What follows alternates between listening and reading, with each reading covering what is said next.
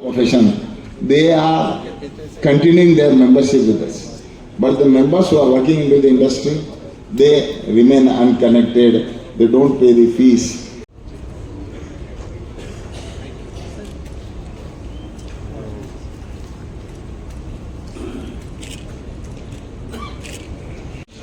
दूसरा हम CFO और CEO काइंड्स ऑफ नीड्स करते रहते हैं जिससे हम आप लोगों से रूबरू हो सकें।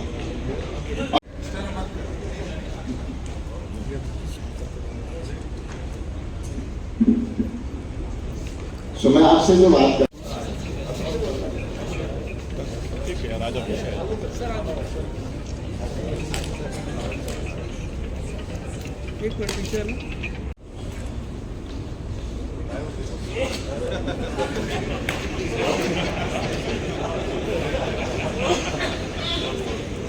प्रोफेशनल्स हैं उनको मैं आज बहुत बहुत वेलकम करना चाहता हूँ। हम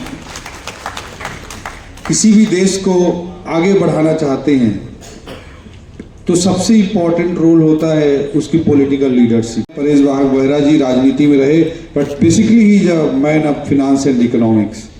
तो इनकी 1990 में लिस्टेड कंपनी हुआ करती थी बॉम्बे स्टॉक एक्सचेंज में। इन्होंने मूवी बनाई, गुनाह मूवी आप सब जानते होंगे, परेश बेहरा भैया ने बनाई। आजकल छत्तीसगढ़ ही में भी कई मूवी बनाते हैं, डिफरेंट टाइप ऑफ शौक रखते हैं और पॉलिटिक्स में भी एमएलए के रूप में काम किए। बेहरा एरिया से आता है कि आप तो अच्छे भले आईएएस थे, एक छोटे से गांव से निकल कर आए। जब मैं बड़ा हम्बल बैकग्राउंड से आया, मैं 7.5 साल का था तब मेरे पिताजी का निधन हो गया था। मेरी माँ 4th क्लास तक पढ़ी हुई है। वहाँ से मैं संघर्ष करते हुए आगे बढ़ा और one of the youngest age में देश में आईएएस बना था और छत्तीसगढ़ राज्य गठन के बाद पहला आईएएस बना। और मेरे स्टूडेंट लाइफ की बहुत सारी यादें भिलाई से जुड़ी हुई हैं। मैं 2 साल भिलाई में रहा भी हूँ अपनी स्टूडेंट लाइफ में, सेक्टर 6 में और नेहरू नगर ईस्ट में। और यहाँ पर अपनी आप की स्टोरी है या चाइना की स्टोरी है, कैसे उन्होंने इकोनॉमिक ग्रोथ को अचीव किया। सिंगापुर की बड़ी स्टोरी है, ताइवान की स्टोरी है। बट साउथ कोरिया की स्टोरी से मैं बहुत ज़्यादा इम्प्रेस होता हूँ। हम हमेशा बात करते हैं कि हमारे देश में जनसंख्या बहुत ज़्यादा है, पर साउथ कोरिया की का जो जनसंख्या घनत्व है, पॉपुलेशन डेंसिटी है, पर स्क्वायर किलोमीटर में जितने लोग रहते हैं वो इंडिया से भी ज़्यादा है। हम आज़ाद हुए थे 1947 में, 1947 में हमको आज़ादी मिली। वो आज़ाद हुए 1948 में, 1 साल जस्ट बाद।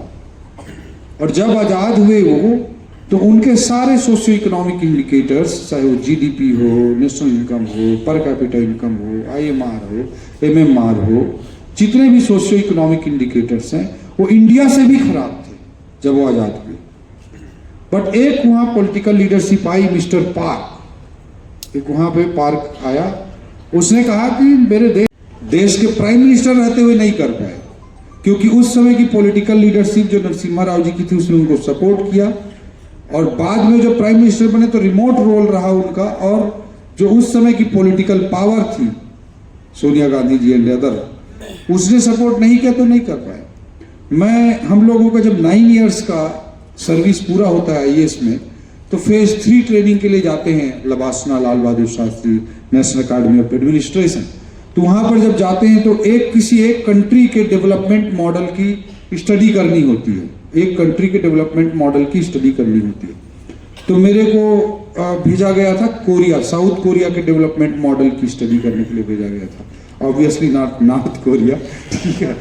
तो साउथ कोरिया की इकोनॉमिक ग्रोथ की स्टोरी कैसी रही, उनकी डेवलपमेंट जर्नी कैसी रही, उसका स्टडी करने के लिए भेजा गया था सियोल में Korean development of institute, KDI institute है। तो मैं वहाँ के जर्नी से काफ़ी प्रभावित हुआ और वहाँ के एक्सपीरियंस को थोड़ा सा रखना चाहता हूँ अपने पास। बहुत सारे growth stories, I know everybody. तो और सिविक सेंटर के कल्चर और उसके हर प्रकार की इंजॉयमेंट से मैं जुड़ा रहा।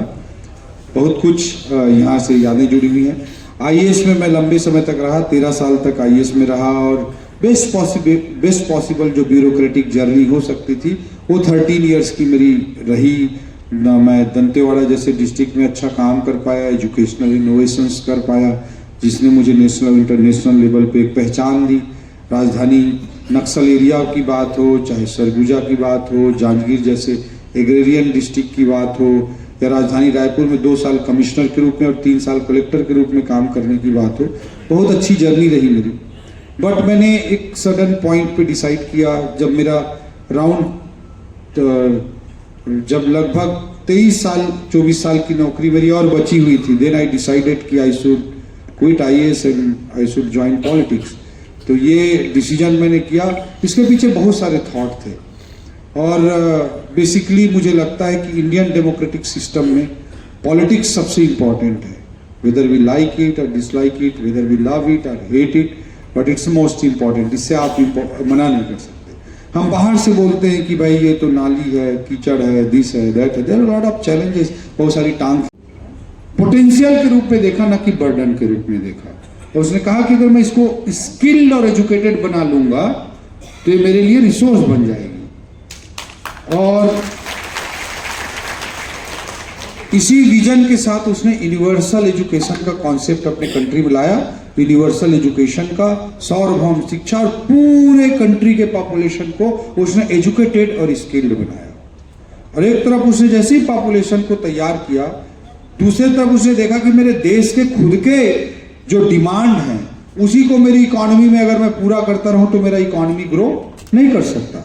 इसलिए उसने दिमाग लगाया कि दुनिया में जिन चीजों की डिमांड ज्यादा है, जो हाई वैल्यू प्रोडक्ट हैं, छोटा सा काम करके बहुत बड़ा वैल्यू दे सकते हैं, ऐसे चीजों के एक्सपोर्ट पर फोकस्ड इकोनॉमी हम क्रिएट करेंगे। ये सोच थी पार्क की। और उसने एक एक करके अपने देश के जो बड़े बिजनेस हाउसेस थे उनको बुलाया और उसने बोला कि जैसे आज हम सबके हाथों में सैमसंग की मोबाइल होती है, उसने सैमसंग को बुलाया। उस समय शायद सैमसंग कपड़े बनाने का काम करती थी 70s, ठीक है। तो उसने बुलाया, एक कपड़ा उपड़ा छोड़ो, ये बंद करो। तुम दुनिया में इलेक्ट्रॉनिक्स प्रोडक्ट की डिमांड है और तुम इलेक्ट्रॉनिक्स प्रोडक्ट का काम करो, ये तेरा काम है। उसने तय कर दिया। उसी समय पार्क के उसी थॉट से LG पैदा हुई। आज हम सबके घरों में LG की टीवी होती है, LG की फ्रिज होती है।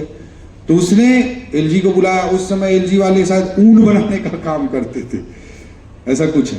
तो उनको बोला कि ये सब बंद करो, तुम ये बनाओगे, टीवी बनाओगे, रेफ्रिजरेटर बनाओगे, ये सब बनाओगे। उसने हुंडई को बुलाया। उसके कारण जिसकी लाइफ अच्छी भली चलती रहती है वो सोचता है यार मैं इस पचड़े में क्यों पड़ूं, मेरा लाइफ अच्छा चल रहा है।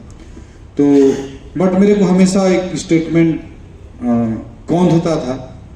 चाणक्य का स्टेटमेंट है कि अच्छे लोगों के राजनीति में भाग नहीं लेने का पहला दुष्परिणाम होता है कि बुरे लोग अच्छे लोगों पर शासन करते हैं। तो जब तक अच्छे लोग राजनीति में नहीं आएंगे, जब तक अच्छे लोग राजनीति में नहीं आएंगे और हम कोसते रहेंगे राजनीति को, तो ये गलत है। हमको अच्छे लोग जैसे जैसे राजनीति में आएंगे, बुरे लोगों के लिए स्पेस कम होगा।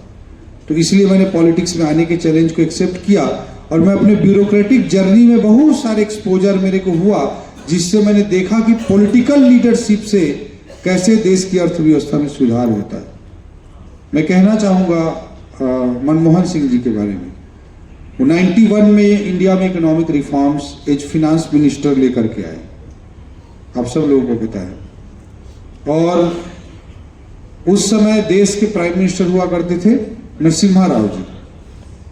नरसिम्हा राव जी को मैं इंडिया के इकोनॉमिक रिफॉर्म्स का बहुत सारा क्रेडिट, बहुत कुछ क्रेडिट देना चाहूँगा कि जो शुरुआत हुई इकोनॉमिक रिफॉर्म्स।